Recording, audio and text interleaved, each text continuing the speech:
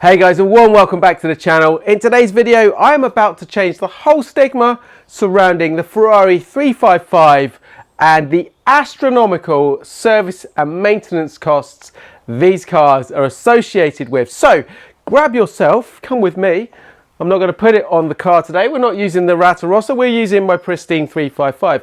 Grab yourself one of these, kick back. This one's going to be a bit long, but trust me, it's going to be worth it.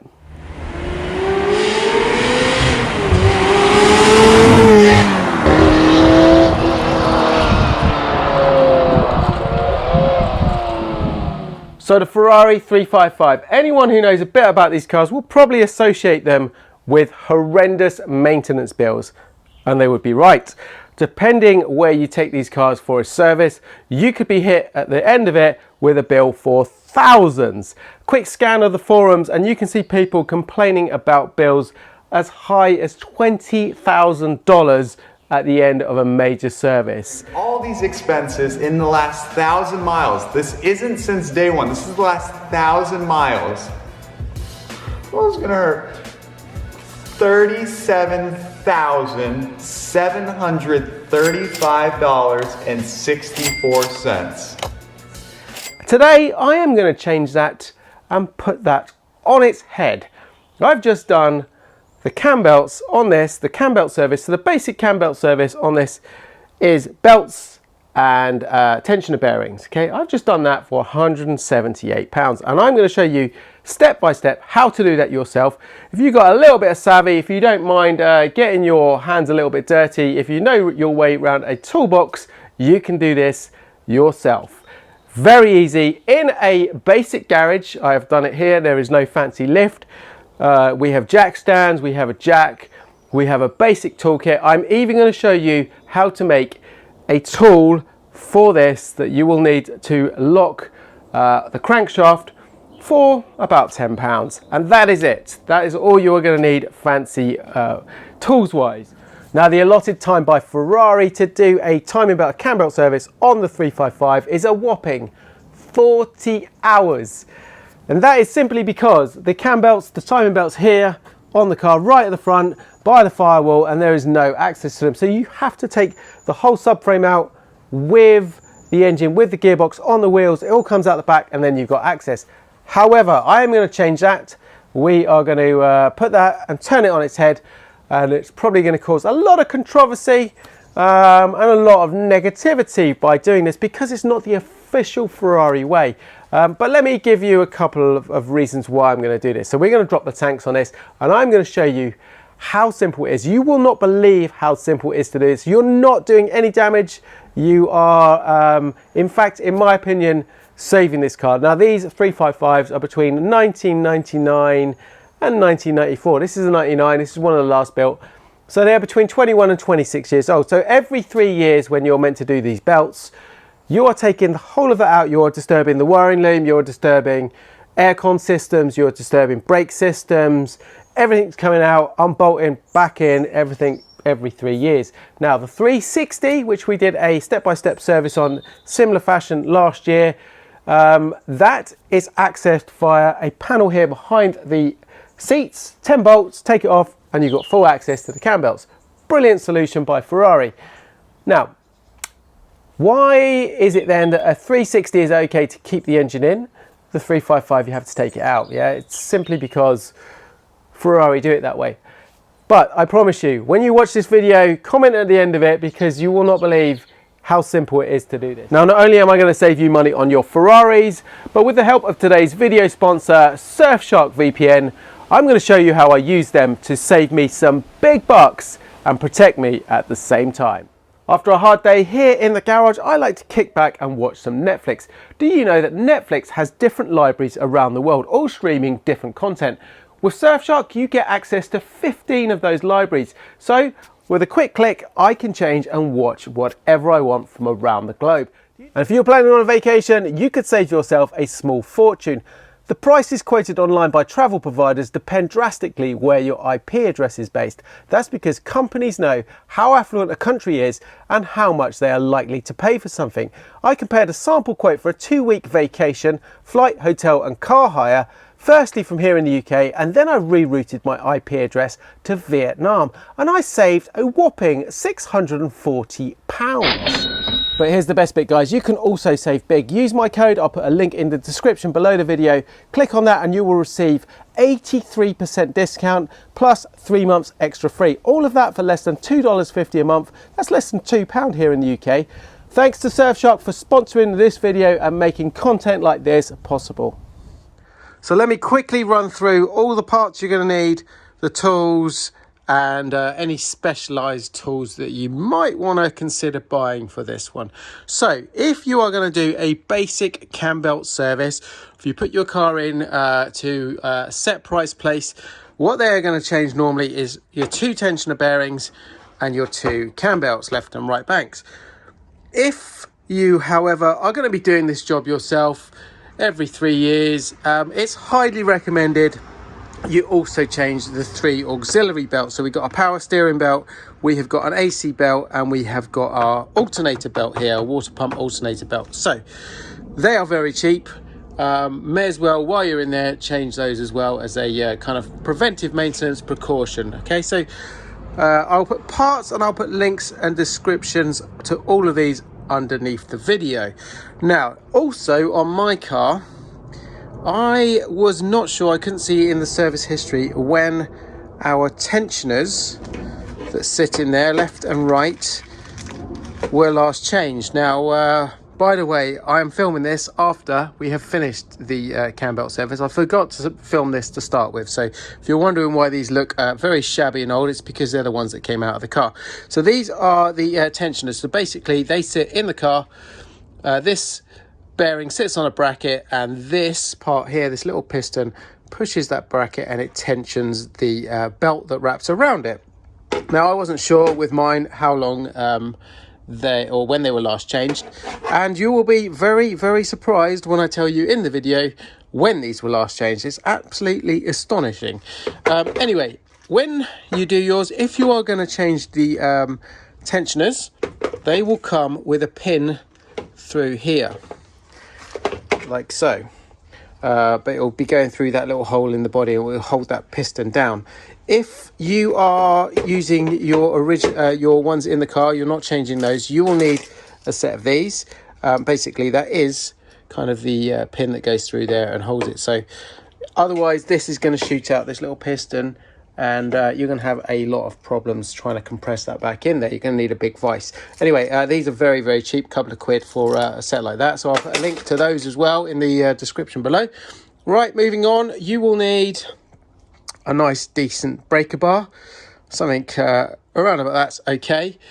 Along with that, you will need a 36mm socket. I've got a shallow one there, but actually you could get away with a deep one like that as well. It doesn't matter on the 355. The way we're going to do this one, you've got plenty of clearance. But yeah, that is for the crankshaft pulley bolt, and that is the reason a lot of people say this can't be done. Got some of my daughter's orange nail varnish there. That is just to mark up all of our timing marks, just as we're going through. Some vice grips. You can at least use 1 set. I like to lock both banks at the same time, so 2 sets there. Mole grips, they're called over here. A lot of people refer to those as mole grips. Then we have a feeler gauge, set of feeler gauges. That is to set our spacers on the cam tensioners between those and the bearings. So these angled ones are quite nice actually with the space down there. Again, cheap. Okay, well, then we come on to a specialized tool. So this thing here is just to hold. So what you do is you put that in there. Let's try and do this with one hand.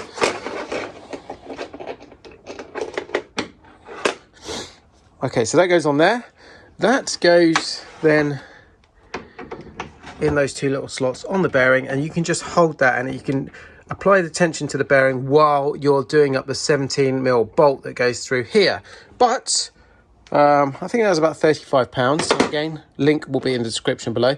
It's made by Hill Engineering, but you could quite simply use some needle nose pliers and put those in there. and do exactly the same. It will, and that's free of charge. Next, 24mm spanner. You will need one of these and a 24mm socket, or two of these open-ended spanners or ring spanners. That is for the front engine mounts, 24mm. These things are very handy. You can use these or some kind of bulldog clips when you're putting the belt on in place and trying to keep it wrapped around all this and all the pulleys and everything like that. It's quite handy to have a few of these just to hold that belt while you're kind of working your way around. Can be done without them, it's just very handy and again cheap. Next, you will need a torque wrench. This needs to go up to at least 196 Newton meters, which is the spec for the 36mm bolt that goes through that crankshaft pulley. So one of those. We've got a device tool here. Ignore this one. This is for the 360. I'm going to show you how to make one of these. No one makes one. There is no tool for the 355, but I am going to show you a genius, very cheap idea how to do it. This, again, is for me. This is how Ferrari officially tension the belts on the 355. Ignore this. This was extremely expensive, but I'm going to show you how to do it without that. I'm going to convert the readings to frequency as they're done with that, and I'm going to give you a link to a free app which I'll mention in the video, where you can download that and use that. So ignore that, that's zero cost. That is minimal cost. It's going to cost you about £10 to make one of those. And then we have, again, another choice, a chopstick. Most people have got these, or a stick of that kind of length or something. Something that's not going to damage the engine, because we're going to put that in there and we're going to use that to find our kind of top dead center and mark up everything. Or, so most people have got one of those, that's free. Or you can have one of these expensive kits with a dial indicator. One of these goes into, this is different various sizes. It's used by Ferrari. This goes down where the spark plug goes in, screws in. You'd put this in and the dial indicator, and you can use that to get a very precise TDC. That's the expensive way. That's the cheap way. Then we have a set of gaskets. Now again, when I'm doing this, I'm going to tell you why I do various things, and it's completely up to you. You don't have to necessarily do this. You could do what is called a lock and a swap, where you literally lock the cams up, change over the belts, and don't worry about anything else. I like to do certain things as a precaution, just in case I need to get something back to a reference point. So part of doing that is I will be removing the red cam covers, the rocker covers as referred to by some people. So a set of gaskets for those, and then basic stuff like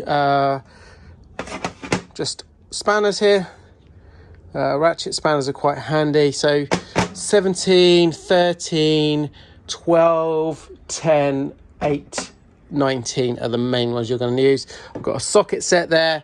I've got a nice one, any old socket set, and then some screwdrivers, and I think also some screwdrivers with hex bits as well you're going to need as well. So that is it. Most of this stuff most people have in your everyday kind of tool chest. The rest of it is very cheap if you haven't got it. Okay, there's some expensive bits here, but like I say, I'm going to show you how to do that without spending vast amounts of money. Oh, other thing, sorry. We are going to need axle stands if you're going to do it like this. If you don't have a lift, like I say, I am purposely showing you how to do this in a small confined space, because everyone says it can't be done, and I like to prove everybody wrong. So axle stands, I have 3 there. I've got another 2, so at least 4 I would recommend. I've also got 2 low profile trolley jacks. 355s, like most Ferraris, are very low. I actually bought another one to do this job, so I can get both sides of the car right up without struggling. And I think that's about it, guys. So like I say, I'll put all the links to pretty much most of this stuff in the comments below the video. The final thing that's quite vital if you're going to undertake a job of this magnitude is to have a copy of the workshop manual. Now, if you guys don't already have one for the 355, head on over to eManual online, click on cars, click on Ferrari. You'll see there's lots of models there. Click on the F355 and then get the workshop manual. Add that to your cart, and then when you go into payment details, if you then scroll down to discount codes, if you put in Ratarossa, you'll get 20% off. Step number one is we need to get the 355 right up in the air. We need to raise it by about 50 centimeters in order to be able to get the tanks out from underneath the car, which in this garage and its confined space is going to be a bit tricky. The problem with my garage is I have this central pillar, which means positioning the car further over is almost impossible. Now I have plenty of space down here, but when we come to the other side of the 355, it doesn't really show it on camera, but that's me down the side here squeezing in. Now I'm going to turn the car around so I've got more space down here and access to the back of the car.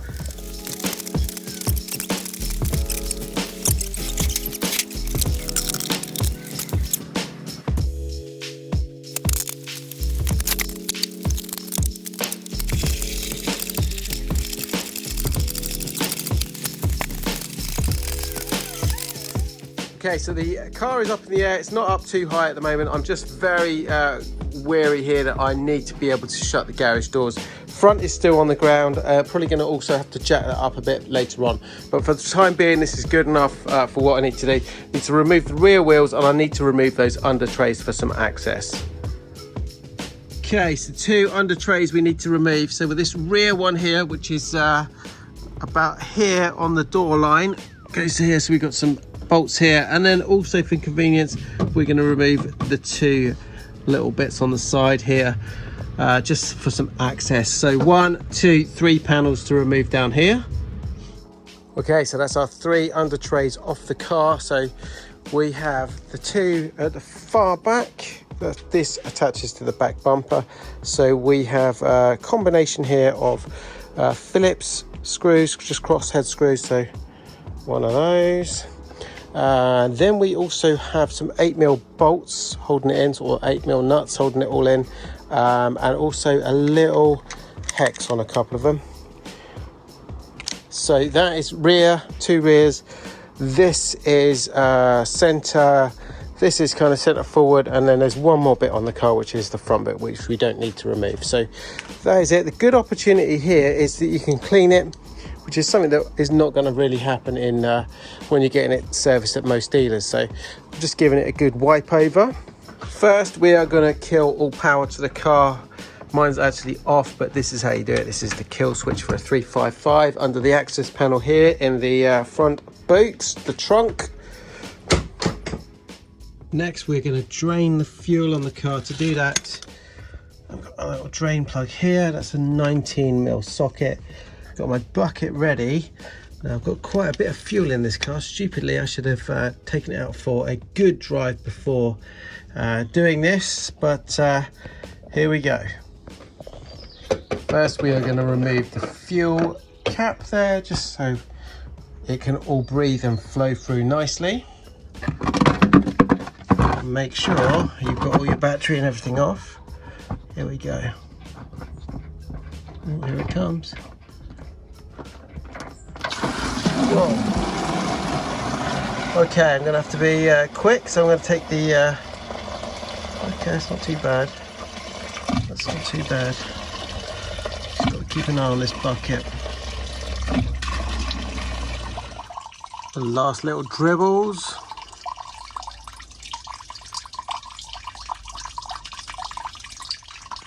We're now going to come in here and disconnect the 3 vent lines that go to this rollover shut-off valve. Now, they all attach down to the tank, and they're quite difficult to get to. So rather than trying to get them at the tank end, what we're going to do is disconnect them up here. I'm just going to remove this so I've got a bit more access, take them off here, and then we can take those out with the tank. Much, much easier. The one over here on the right side is right at the top. It's got nice, easy access, so I've just popped that one off. which saves disconnecting that whole pipe. Right, what I've ended up doing on my one here is a little bit of a combination. I've just taken off the side pipe there and the bottom one, and then this long one that goes to the right side that's got nice access, we've disconnected it from the tank. So these two were much easier just to disconnect up here. So we'll just feed those through when we lower the tank. Next, we need to disconnect this one and this one. That there and that one there. And they are going to here. So, same problem. We are going to do a little workaround here. If you look, we've got a clamp here and a clamp down here. There we go. And quite difficult. There's a few things around it to get to. So rather than doing that, I'm just going to disconnect it up here and take the whole thing through with the tank. And then we've got 1, 2, 3 screws to remove there. Started to pour down. Welcome to England. Typical weather. 1 minute is sunny, next minute is pouring down. Okay, that's all 3 of those loose. Now we need to remove the bracket from the other side. We've got the wheel off and we're just going to remove this liner again here. So 1, 2, 3, 4, about 6 just little screws there. Panel's now removed, and the brackets we are looking for are these ones up here. Those 2 there. So we're going to take our 10mm, 2 little 10mm nuts on there, and we're just going to take those off. There we go. So there you go, I've taken the bracket off there, just put it on there loosely, and then that gasket's just fallen off there, so I'm just going to pop it in there. So remember to put that one back on. Keep that safe. Right, that is all ready to go through now when the tank gets lowered. Next step, now we need to disconnect the handbrake cable, and the reason is, let's see if I can do this without getting on the floor. So we can see our cable here is just going to stop that tank from dropping on this corner here. So we just need to move that out of the way. Let's see if I can do this by hand. There we go, that's the spring. And now we just need to undo these 2 nuts, and then that should just draw that back. Let's just give that a nice squirt and let that penetrate and work its way in. Okay, 13mm, and we need to just get a small one to go on there. Okay, let's see if we can get this with a 13. So we got a 9mm on this end, and then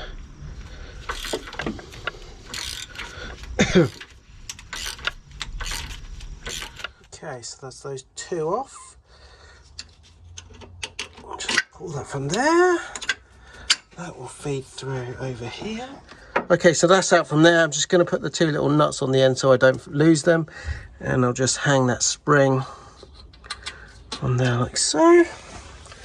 Next, we need to undo 2 bolts which hold the tank in from this side here. So that's one you can just see just here, and from the left side that's the easy access one. So let's do the easy one first. These are 17mm. Like I say, this one's nice and easy access on the left side. That's the 17mm off this side, so let's put that with my other little bits down there. And then over to the right side. Right side one is a little bit more tricky. They could have put the bolt there, but no, they put it in front of this oil tank. So we've just got to move this one out of the way. Not a problem. We're going to now remove the rear wheel and all the wheel arch liner. Love is love. Love is love.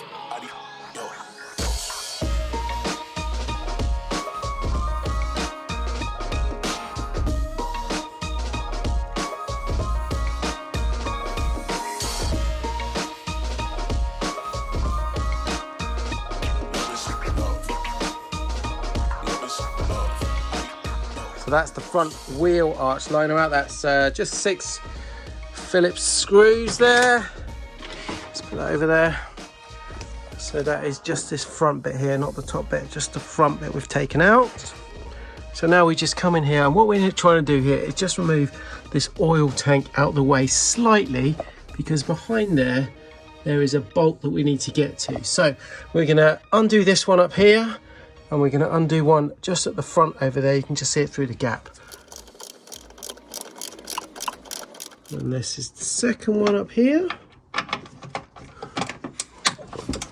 That's better.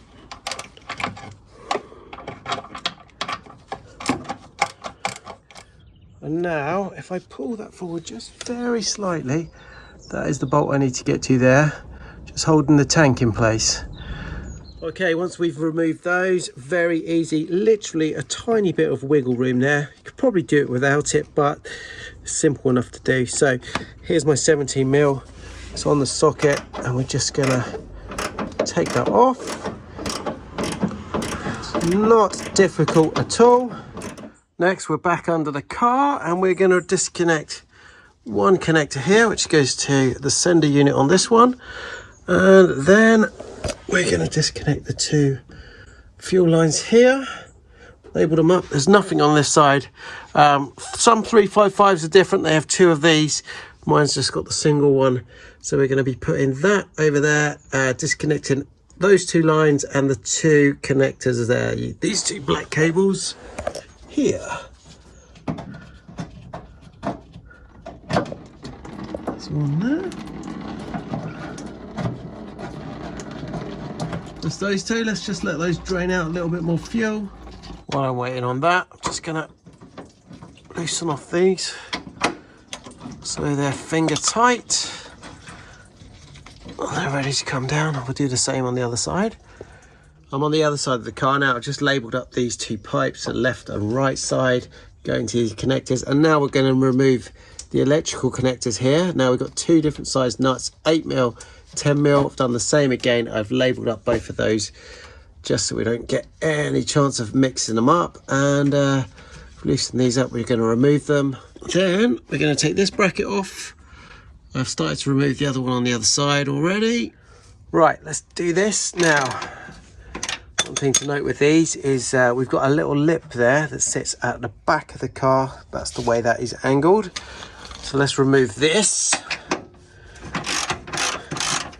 Just before those brackets come off, make sure you've got that jack in place, a nice something protecting it. I've got a nice solid bit of wood there in the center.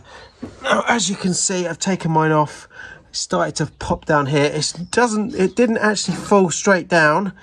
I've had to just push it from the top slightly, and I'm just going to see the other side. I think something is just catching over there, so I'm just going to take it nice and easy, and we'll just see if we can gently lower this thing down. Now, sometimes when you are lowering the tank, what seems to happen is the bolt that comes out of there, the 17mm on either side, sits on this heat shield here. There we go, that heat shield there.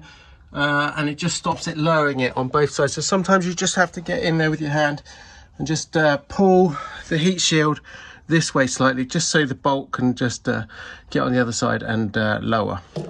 Up top here, I just need to make sure that none of this catches. We've got the heat shield down there, so I'm just going to pull that forward slightly and just feed this down. That tank forward, flat, and I just need to get all my connectors over there, make sure they come out nice and safe, and that is it. Tank is out. And this, here we go, that's my space. There's a little panel there. I've got to remove that heat shield panel, and then there will be my belts. I'm just going to remove this engine lid as a precaution. It's so close here. When I lift up and down this with the garage door open, I just get just too close to it. So what I don't want to do is scratch it. I've put this here, but I think just going to play it safe. Very easy to do. It's just two 13mm there and one here on the little shock there. Same on the other side. So 6 in total, and we'll pop that off. That's the engine lid off. Literally takes 2 minutes to do that, and that's just me doing it on my own. It's better if you've got two people just to lift it off, but I don't have that luxury. Anyway, I should have done it to start with. By doing that, there's one little bolt I need to get to, which holds this heat shield down here in place, which is basically the barrier between the little gap down here where our fuel tank was and the front of the engine here. So there's one upper bolt which is conveniently placed in a very tight spot, which is just down there through that gap. So I'm going to reach my hand down. It's a 10mm bolt, and we're just going to undo that. Okay, so we're underneath the car now in the tank area. Remove this heat shield, and voila, we have full access to all the belts. Right, so we are in the area where the tank would normally be on a 355. I've got a torch there. But I'm not going to lie, it is a little bit tight in here. It's a bit claustrophobic and a little bit cramped, but it's not too bad. As you can see, I'm just sat on the floor there. We're underneath the 355. You can see the amount of space I've got. Now, let's show you the engine. So there's all the cam belt covers, all our pulleys there. So we have actually got quite a bit of space in here. It's not too bad at all. And most of it I'm going to be laying it on the floor on this board down here and reaching up and doing the work. But there's only one major issue here, and that is this pulley here. We've got a 36mm bolt in the middle. I'll zoom in on that later on. And we can't actually get a socket on it. And so that is the only real problem with doing the belts on this side. Other than that, there is more room here to work on this engine, a lot more room, a lot easier to work on this than on a 360 via the access panel. It would normally be right there on the firewall behind the seats on the car. So that's my only dilemma. The rest of it looks like it's going to be a lot easier to do. So let's crack on. So this is my angle from laying underneath the car on the floor. Plenty of space here, easy.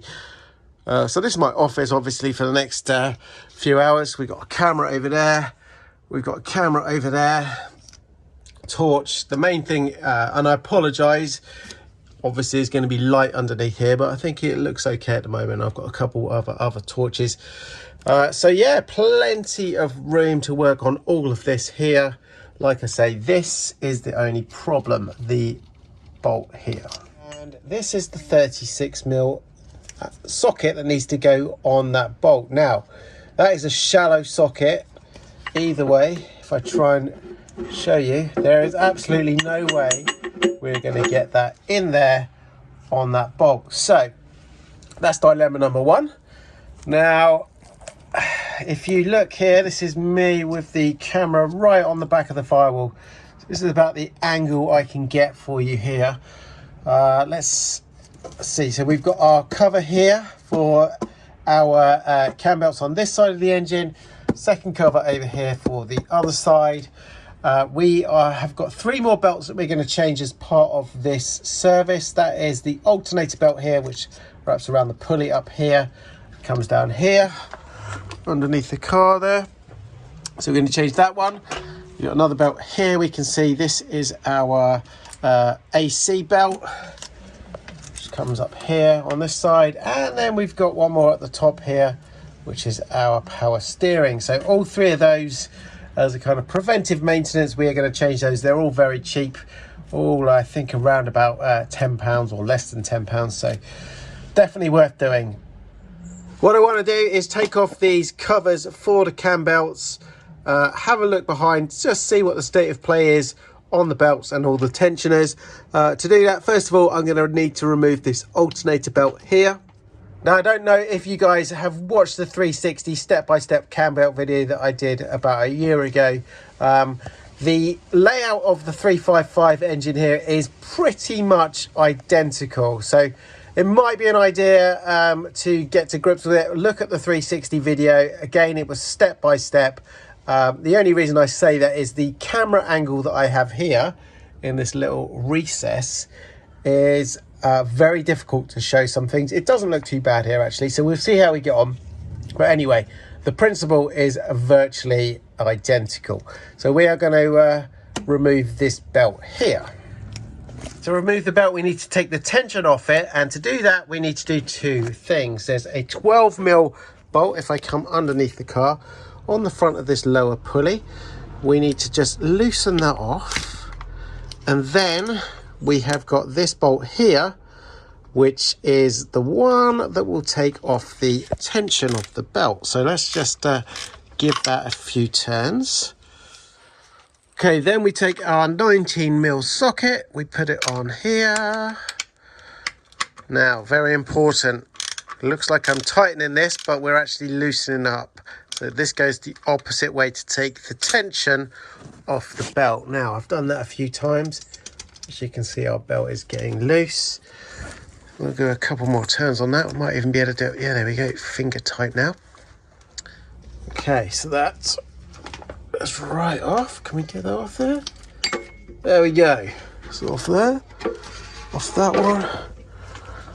So that is our alternator belt off the car. We'll put that to one side down there. Right, next, I'm going to take a little hex socket and we're going to start to remove this cam belt cover. Now, where did I put my socket? Here we go.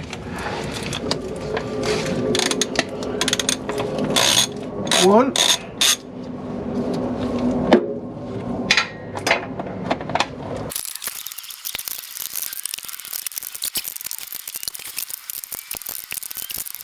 Okay, so four hex bolts, all different lengths. 1, 2, 3, one behind here, up here, and then also we have a little bracket there that just holds this harness in place on this stud there. There you go, there's the bracket, there's the stud, 10mm. Let's get that cover off and have a look at those belts. We have our tensioner there and our bearing. And change both of those belts. Don't look too bad. You just can't tell with belts. And then this is the problem. This is why we need to remove this part here and with the bolt, because you simply just cannot get, I mean, I could cut the old belts, but you just can't get the new belt on and slide it over this lower pulley. So we have all our belts exposed on this side. We're going to do the same over here and remove this cover.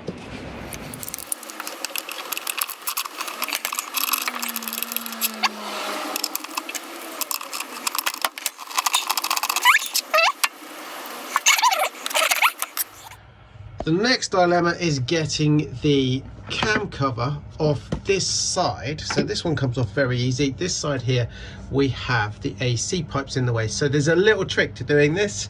There's a couple of brackets. There's actually 3 brackets. So there's one up here. There's one underneath the car here. If we look underneath the car, there is one just here.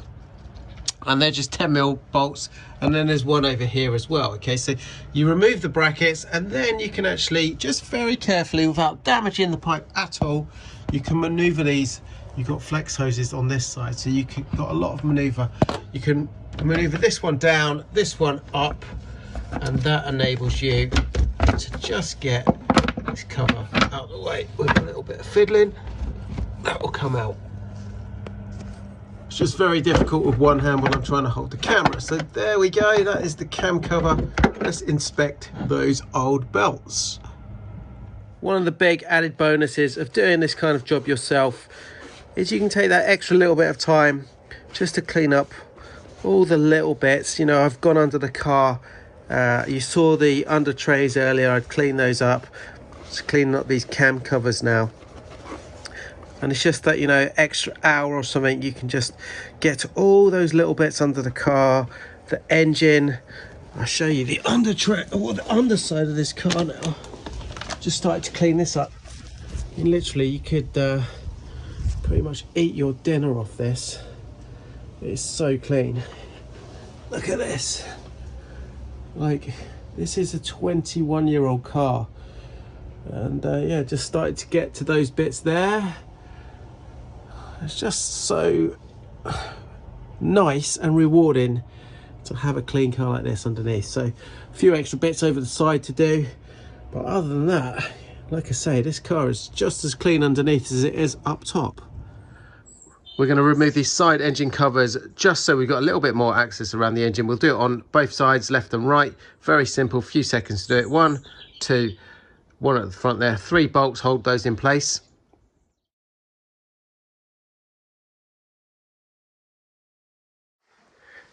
Now we're ready to remove the two front engine mounts, or the bolt that secures the mount to the frame. So to do that, we're going to use two things. We're going to use my impact wrench with the 24mm bit on the end and a 24mm spanner. So let's see if I can get in there, get some light in there for you. So our spanner comes in and just sits on the top of that. Now I've loosened this all up anyway, but I'm just showing you on video. And then our wrench comes in underneath. Let's bring that down there. And then what you would do is you would hold the spanner up there with one hand, get your wrench, put it on here, and it should work because it's loose anyway. Voila. Two hands, you can normally catch it. Anyway, there we go. That is one. That is the little thing there, and just got to find the 24mm nut that's probably just sitting on there. There it is. All right, so that's that, and there's the one on the other side as well, just there. So I am now going to go to the back of the car and start jacking up the engine here by monitoring you guys on the GoPro on my phone, and also my little Sony cam here is going to measure this one on the floor and this one on the floor. That way I can keep an eye on things without putting myself in any danger down here. So we're ready to start jacking up that engine now. We've removed those mounts, and to do that, number one, I have a little device here, little cam that is monitoring the two Sony cams. I've got one on the side, one on the floor looking upwards. I'm also on the iPhone here monitoring the GoPro live as well, so I can really keep an eye on what's going on back there without putting myself in any kind of danger. So we're going to put the block on here. I'm going to get the jack set up and do it.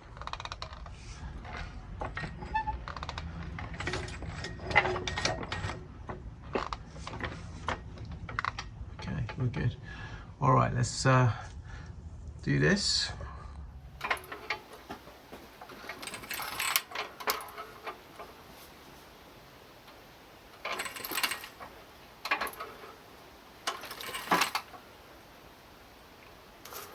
Okay, literally a couple of pumps on the jack.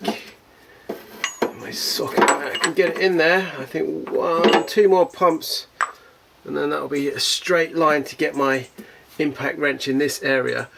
I'm just checking everything up at the top there, just keeping an eye on it all. Nothing at all up there is stretched, so we're all good. Let's remove that from there. As you can see, nothing up the top has been put under any kind of stress or strain. Plenty of flexing, all of that up there. So, and as you can see here, that goes on extremely easily now. So with an extension here, let's see what we can do.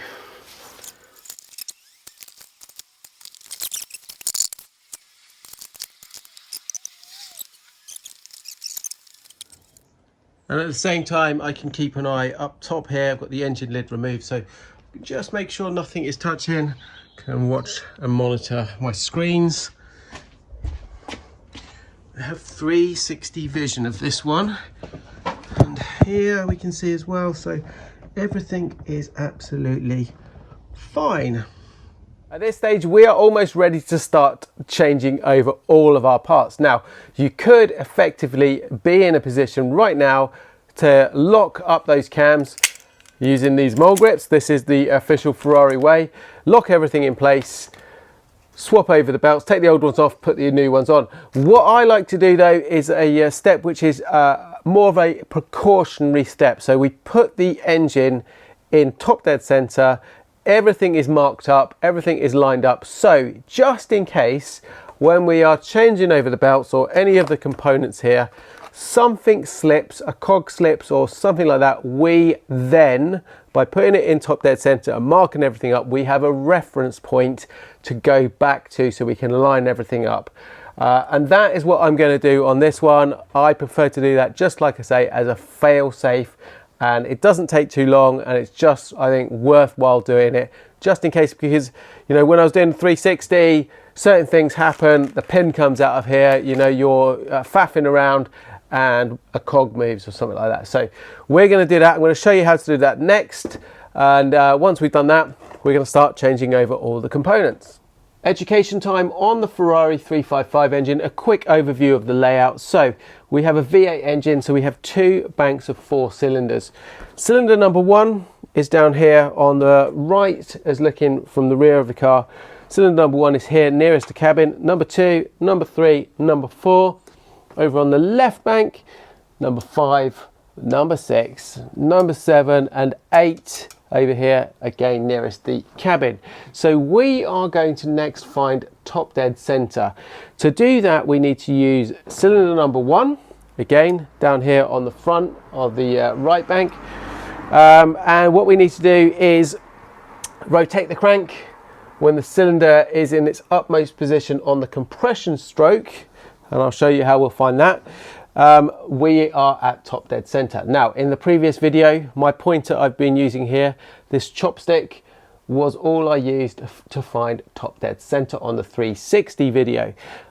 We are going to try to do and use a proper dial indicator on this one. As you can see, I don't know if you can see it on camera there, we've got our oil tank in the way and cylinder number 1 down here. So I'm not sure if this is actually going to fit. We'll try that. If not, we'll go back old school, cheap. Everyone's probably got a chopstick in their drawer. Okay, so we're going to find top dead center, and then we are going to mark up everything.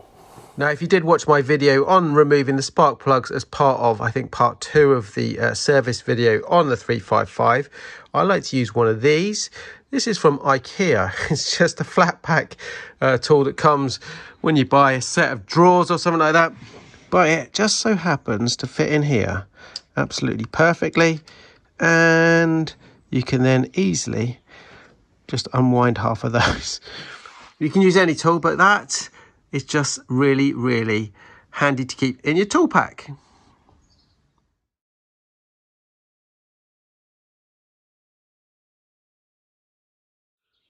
That's 10 of those removed. So here's our panel. We should literally be able to just pull that up there. Just over there as well. And there you go, complete with gasket.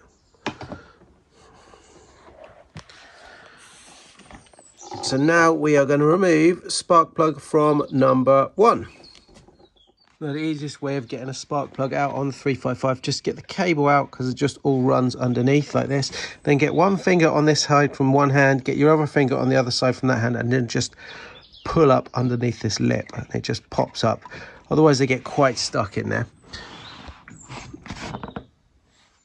Okay, next, spark plug socket. That's a 10mm socket. There you go, 10mm socket, short extension bar. And then that will literally go in there. Get that on your plug. Get your ratchet. It shouldn't be tight, just a little turn there. Then take that back off. And then you should be able to just get that out like that with your hand.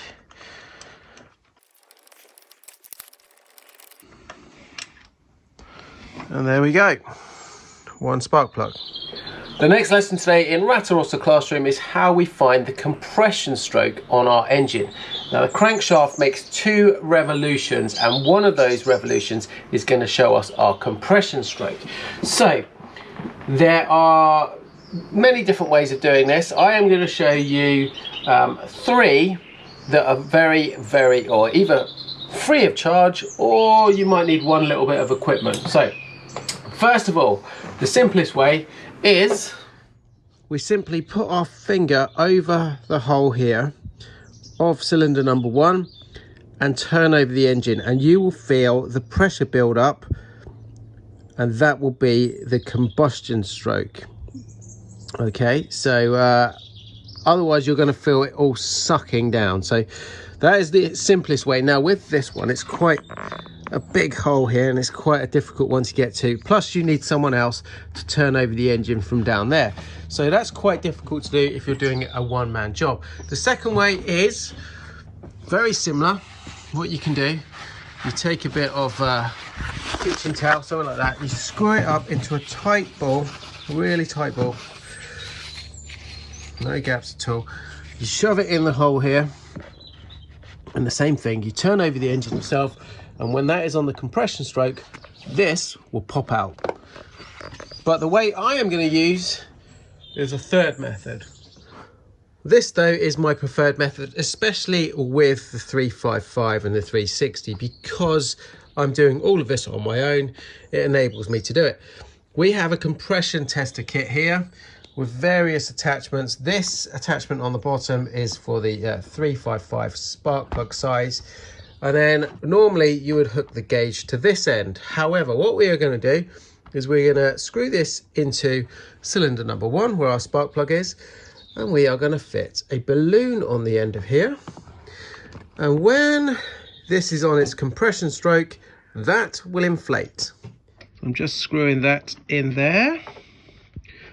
It just needs to be finger tight in there just to create a little seal. Okay, there we go. Now we need to take our balloon and we fit that on the end. Trying to do this one-handed is virtually impossible.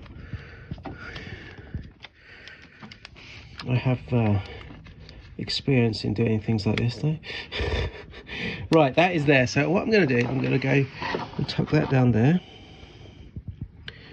so I can see it from under the car, and then we're going to go and turn over the engine. Okay, hopefully you can all see me, you can all see the setup here. So we've got our balloon poking through on the end of our little compression test kit there. I am going to put this on here, and I'm going to turn over the engine, and what you will see when this hits the compression stroke, that balloon will start to inflate. As you can see, there's nothing there at the moment.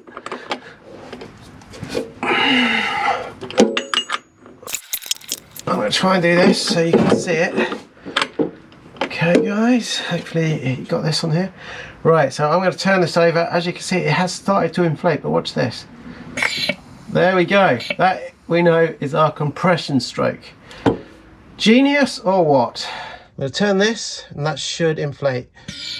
As mentioned, there's always two ways of doing these things. We have the cheap, easy, free way of using a chopstick, but for a more precise, very accurate and professional approach, we have a special kit here. This is a Hill Engineering kit. It's available from Superformance.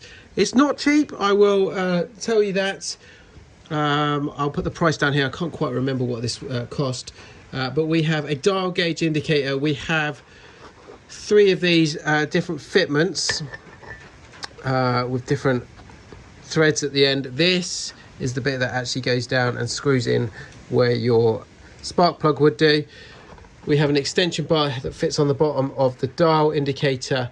That goes down the shaft, and as the piston rises, it will indicate on our dial indicator here. As you can see, that raises up. Okay, so that is very, very precise and very accurate. I have invested in this because I will be doing things like this, the cam belt service, also on, you can't actually see that because it's covered in muck.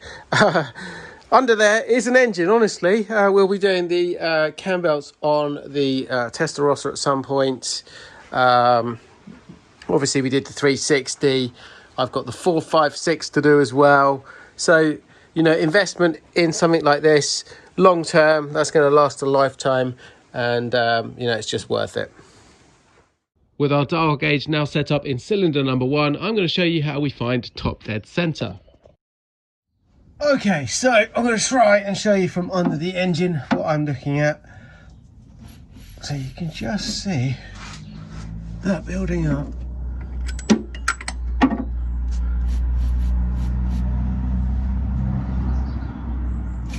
There we go. So we go right round, and you can see it all just popping out there. It's nice and slow. I can feel it coming to the top now. Should be roughly about there, around about here. Let's have a look. Still going up, up, up, up, up. And about there is where we are. So what we could do is then set that to 0, which I can't do through here, but I could turn the dial and turn that to 0. I wonder if I can do it from the other side. So I can't actually see what I'm doing, but what we could do is turn this dial and 0 that out. So I've no idea what that's saying, but let's say that was at 0. So if I turn that round, mark that at 0, and then I could do the same again and just verify it a couple of times. So while we're turning over, we're doing two things. Number one, you can feel really when that pressure is building up and we're getting to the top of the stroke. Number two, the main thing is we're looking at the dial indicator to see when we are right at the top before it starts to fall back down. But remember, we're always on our compression stroke. So if we go beyond that, we need to do another full revolution of the engine before we're back on that stroke again. And just to show you a second time from a different angle, so I've put a mark on here so I know how many revolutions. I can just watch that. So up here on our dial indicator, hopefully you can see that. So we're coming up, you can see it's coming up. We're 15, 15, 20, and here we go, should be around this kind of area. 20.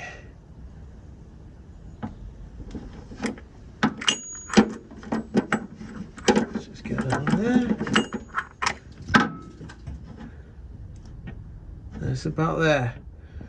And I'll put my 0 on there. You can just change that if I can reach in there. I can twist that round so that's my 0. Tiny bit more.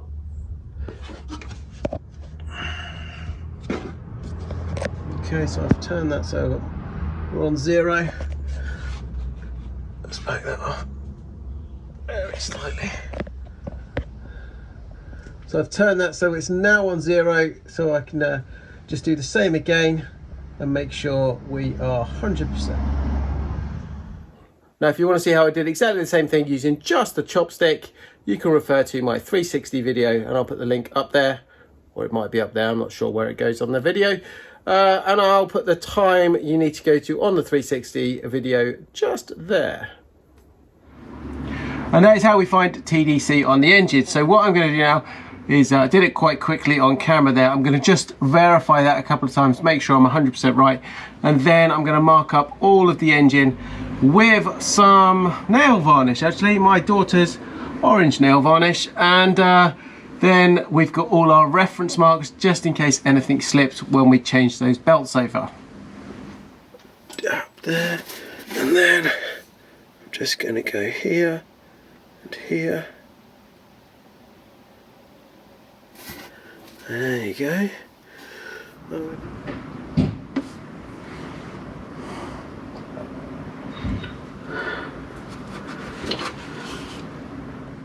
Okay, so as you can see, we've put our mark up here on those ones. Same on the opposite side over there.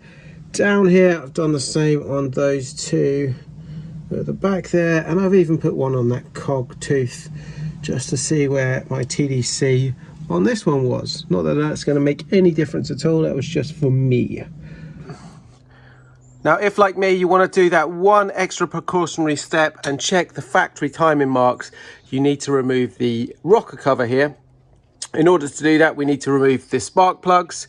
We need to remove, I think it's about 11 or 12 10mm bolts or little nuts around the outside here, and there's one other little thing. Let's see if I can show you on the end there. See on the end here up the top there's this other little, there's a couple bolts in there that we need to remove as well, just so we can actually remove the cover. Now I'm going to show you on the other side because as you can see there's a lot of stuff on this side. I've got a lot more access to film on the other side just to show you, and it's basically the same between the right and the left bank. So I've removed all the plugs. I've labelled up my plug wires as well here. And I'm just going to take this cam cover off. And this is just 10mm bolts all the way around. Some of them are a little bit tricky up the top, but they can all be got at. A couple of different ones. We've got one here that sticks out, one here as well. And the same down the end there. Okay, so that's all of the 10 mils off around the cover. I think it's about 11 in total. Might be wrong, 12, maybe 12. Anyway, I'm now undoing this here, the pipe that goes to the top. And I'm just going to pop that off there, so that's here. Okay, let's see if I can show you what we've done here. So we've got all the bolts out. And then down here on the end, you've got this bit that bolts, this bit here, that bolts onto the end of all the cover. So I've had to take 3 10 mils off of this one, and then that just draws back slightly. And with a bit of luck, that should give me enough wiggle room to get the cover off. Okay, a little bit of a struggle because it's very tight at the top there, but it can be done. As you can see, it's off now. And we're just going to wiggle it about and that will come out. There we go. With the cover off on this left side, let me just show you where we're looking over here. So on the bottom one, we have a look just down there. You can see the notch and you can also see the line there. So that lines up perfectly. And if we come up to the top one, and same again. So timing marks on the car are absolutely perfect, the factory ones. So we're now going to proceed. Everything's now marked up, it's aligned. So the next job is to remove the 36mm bolt from the middle of our crankshaft pulley here. Now on a 360, we would completely remove this just so we've got a bit more access. But however, on the 355, we have this lovely thing in the way. So we don't actually need to fully remove this on any car. All we need to do is simply move it slightly forward. So we're going to remove the bolt, slide the pulley forward slightly, and then what it will enable us to do is remove the belt from these lower drive cogs. So let me just show you on the other camera here. So we would simply slide this forward, creating a gap down here. That would enable, all the belt would be off this, and around here, and then we can get the belt through the gap here. So we just need a slight bit of movement forward. And that is our next job. Okay guys, I'm going to wrap up the video for part 1 here. If you made it this far, very well done. Leave a comment below of how many coffees it took you to get to this point. But before I wrap up, there are a couple of points I really want to make. Number 1 is, if you're going to follow the video or use it as a reference to do a similar kind of job, make sure you read the comments in the description below. If there's any updates, if there's something different I discover, if there's new tools, for example, I'm going to put those right down there. So always read those. The second point is quite a vital one. So this process is obviously something that I've put together. You are totally entitled to follow it or do your own thing with this one. You know, this is just put together for the sole purpose of helping you guys out, either to save money or to just understand how these things work. So knowledge is power really, and this is really just to help you out. I don't really get much out of this, but I know with the 360 video that I did last year, a lot of you found that very beneficial, and there's a lot of Ferraris that are sold on the back of that one, which I get no commission from. So anyway, this is done from love. So the other point is really, this has been solely focused on doing the cam belts and that cam belt change. So the cam belts, the tensioners, and a few little things there, the bearings around it, okay? That is basically what you will get with a set price cam belt service, timing belt service. This 355 is a very well looked after car. You can probably see from the video on it and things like that, and the previous videos I've done on this. This has been a pampered car.